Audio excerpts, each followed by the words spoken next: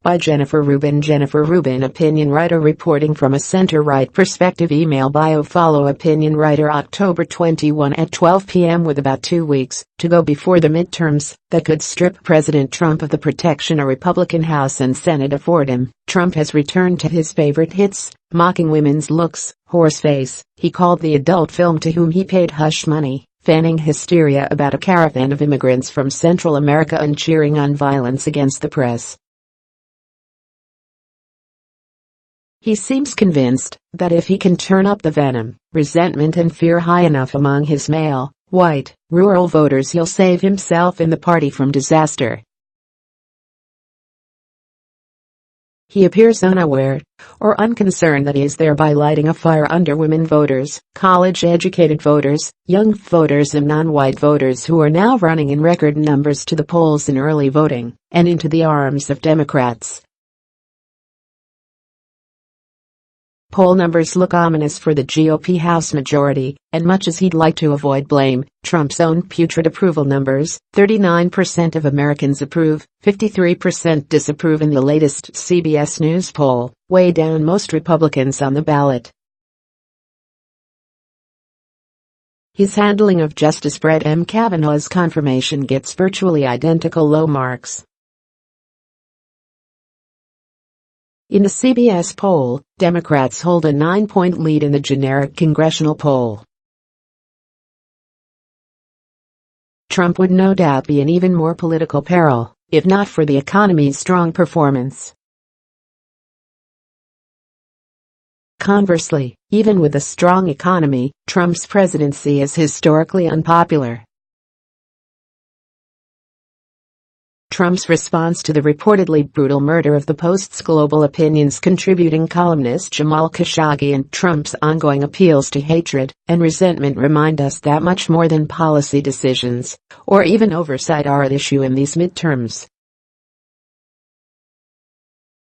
The Saudi episode, which exemplifies the financial and moral malignancy that extends from the White House to the GOP Congress, provides a clue as to what is fueling the Trump opposition. To begin with, Trump's shadowy finances, which a docile GOP Congress allowed to remain hidden, leave many of us wondering if his own financial interests, rather than our national interests, drive policy on everything from Russia to Saudi Arabia to tax policy. As to Saudi Arabia, Senator Richard Blumenthal, D-Con, a member of the Senate Judiciary Committee, and Rep. Gerald Nadler, NY, the ranking Democrat on the House Judiciary Committee, sent a letter to Trump last week demanding information on monies he and the Trump Organization may have received from the Saudis. Your administration's response calls into question whether you are acting based on the American public's interests or your own private interests. Moreover, it appears that the steps you have taken to insulate yourself from foreign conflicts of interest are more limited and less adequate than previously understood, they wrote. They recounted the president's long history of financial dealings with Saudis. They added, as president, you continue to accept payments from the Saudi government. In 2017, a lobbying firm working for the Saudi government spent $270,000 at the Trump International Hotel in Washington, D.C. In 2018, the Trump International Hotel and Tower in New York City and in Chicago received an influx of visitors from Saudi Arabia that mitigated significant losses and boosted quarterly revenues. In other words, Americans cannot tell whether Trump is so corrupted and compromised that he's running Middle East policy to secure his own finances. The reason we do not know for certain is that Republicans refuse to look for answers. Even during Watergate, we did not experience such profound and unchecked corruption, such utter disregard for elected officials' constitutional oaths to serve the people's interests, not their own. The corruption eating away at the presidency is not merely financial, of course. Conservative Trump critic and former advisor to President George W. Bush, Peter Winter, in recent days eloquently addressed the moral dimension of the Saudi situation. I think the fundamental interpretative fact of the Trump presidency, and I think that this Saudi example is only one manifestation of it, is this is a person Trump who is fundamentally amoral and immoral, he said during an MSNBC appearance.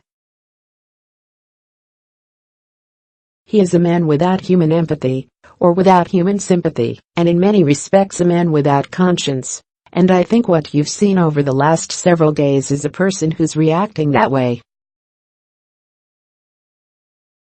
Winter continued, and I think that we've seen that lack of human empathy and conscience in almost every arena of the Trump presidency.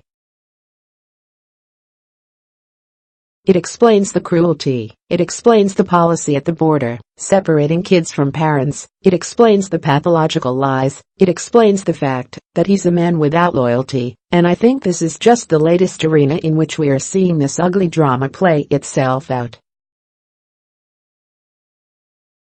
In short, the country is convulsed by a president whose personal corruption and moral vacuity offend our deepest held convictions and our self-image as citizens of the world's leading democracy. His devoted cult and his cynical apologists are content to be lied to and receive trinkets, d.g. a tax cut that really doesn't benefit most of them. The rest of us are not. The energy, the anger and the sense of urgency we see in the run-up to the midterm elections reflects voters' disgust and dismay over a president and a party who sully our democracy. 2 years of Trump leave us wanting to wash away the moral and financial filth that he's tracked into the White House. If Americans turn out to vote in large enough numbers, the midterms will provide a national cleansing, a political fumigation. The midterms could mark the first substantial step on the road to national renewal. How refreshing and exhilarating that would be.